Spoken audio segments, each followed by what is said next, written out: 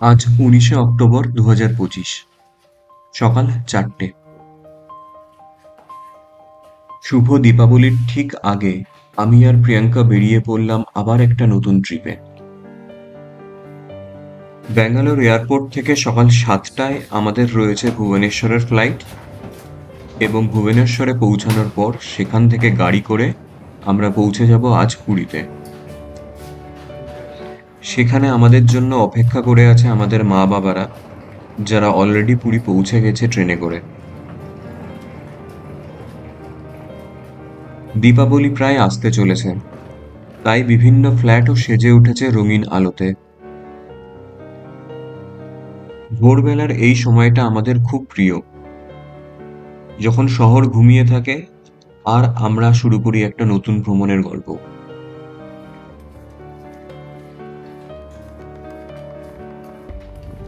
যথারীতি আমাদের বুক করা গাড়ি অপেক্ষা করছিল নিচে, তাই আর দেরি না করে উঠে পড়লাম গাড়িতে।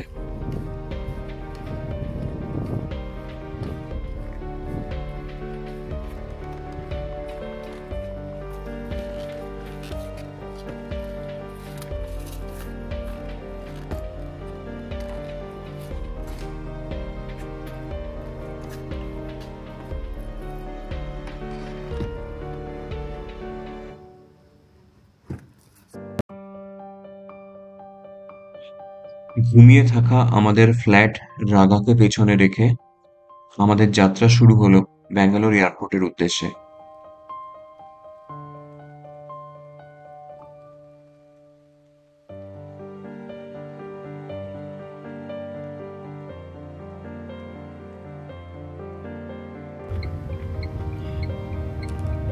Sorry sir for the trouble.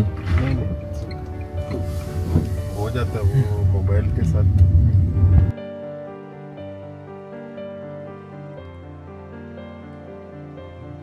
আলোর উৎসব দীপাবলি যে আসন্ন তা রাস্তায় বেরিয়েই টের পেলাম।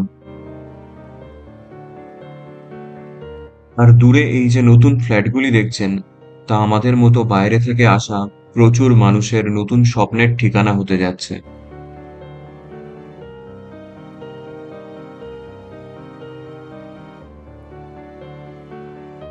परेशान हो गए। फ्री लेकिन कुछ होता नहीं है। नहीं फ्री, कोई दूसरे जगह से जा रहा है आपका मतलब।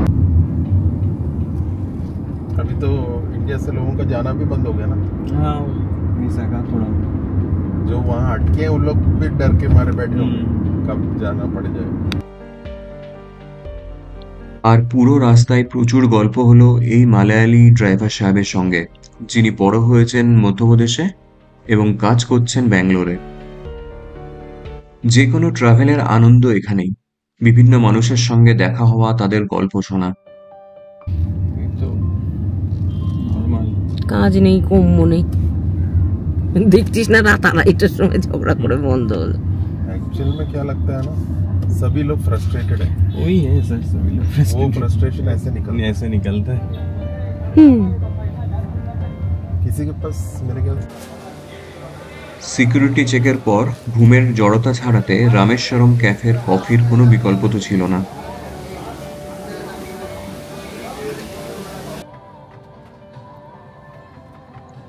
এরপর বোর্ডিং এবং 1.5 ঘন্টার একটি খুব বোরিং প্লেন যাত্রা।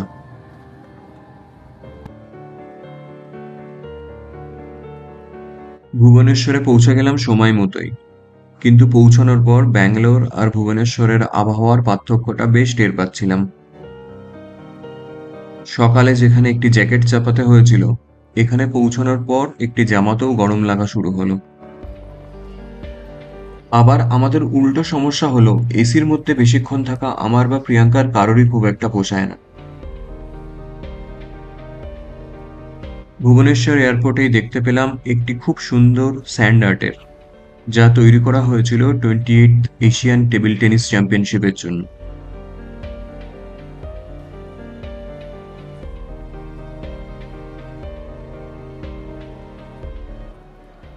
কোন দিকে যাবো?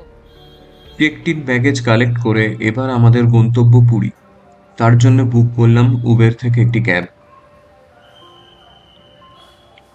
এবং এয়ারপোর্টের বাইরেই চোখে পড়ল জগন্নাথ দেবের মন্দিরের একটি রেপ্লিকা।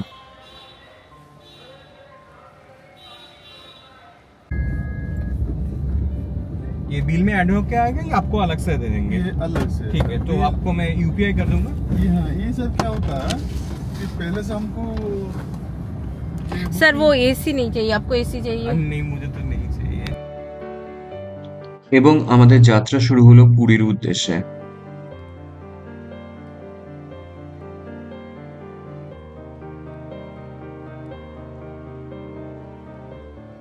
এই যাত্রাপথটিও বেশ মনোরম এবং রাস্তাও খুব সুন্দর।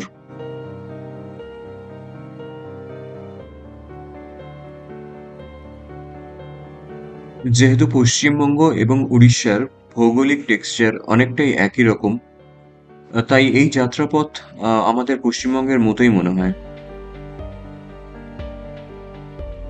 কিছু কিছু জায়গায় দেখলাম এখনো কাশফুল ফুটে আছে। মাঝে মাঝে ধান ক্ষেত, কলা বাগান, প্রচুর ঝোপ পেছনে পড়ে থাকছে, আর আমরা এগিয়ে চলেছি পুরীর উদ্দেশ্যে।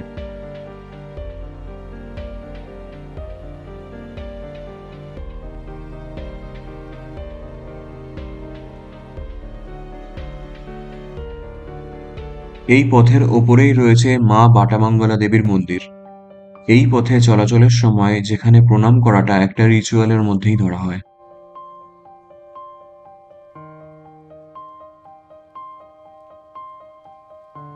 এবার আমরা পৌঁছালাম সেই বিখ্যাত জায়গায়, সেই বিখ্যাত মোড়ে, যেখান থেকে ডান দিক বাঁক নিলেই সমস্ত বাঙালির মন নেচে ওঠে।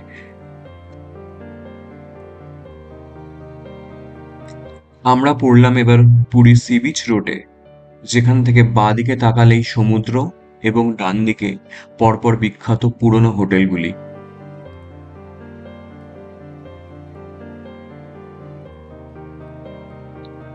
মন প্রাণ ভরে সমুদ্র দেখতে দেখতেই আমরা পৌঁছে গেলাম ভিক্টোরিয়া ক্লাব হোটেলে। পুরীর একটি বিখ্যাত পুরনো হোটেল, এবং এখানে আমরা বেশ কয়েক বছর ধরেই প্রায় আসছি, কারণ বছরে একবার পুরী ভ্রমণ আমাদের লিস্টের মধ্যেই থাকে। ভিডিওটি শেষ করার আগে ঘরটা একটু দেখিয়ে নিই। পরিষ্কার পরিচ্ছন্ন বাথরুম, পরিষ্কার পরিচ্ছন্ন টাওয়াল এবং অন্যান্য অ্যামেনিটিসও ছিল।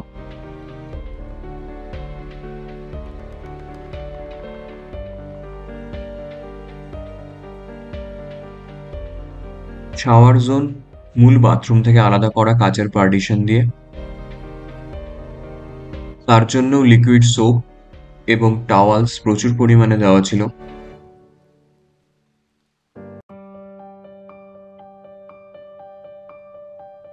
ঘরে বড় একটি ওয়ার্ড্রোব এবং তার সঙ্গে একটি গোদরেজের লকার বা সেফও দেওয়া ছিল।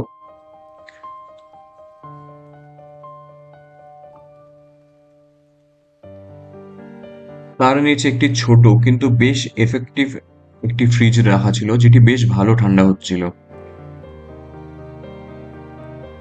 রুমটিও বেশ পরিষ্কার পরিচ্ছন্ন, সঙ্গে একটি হিউমিডিফায়ারও ছিল, এবং পরিষ্কার পরিচ্ছন্ন প্রতিদিনই এনারা করতেন।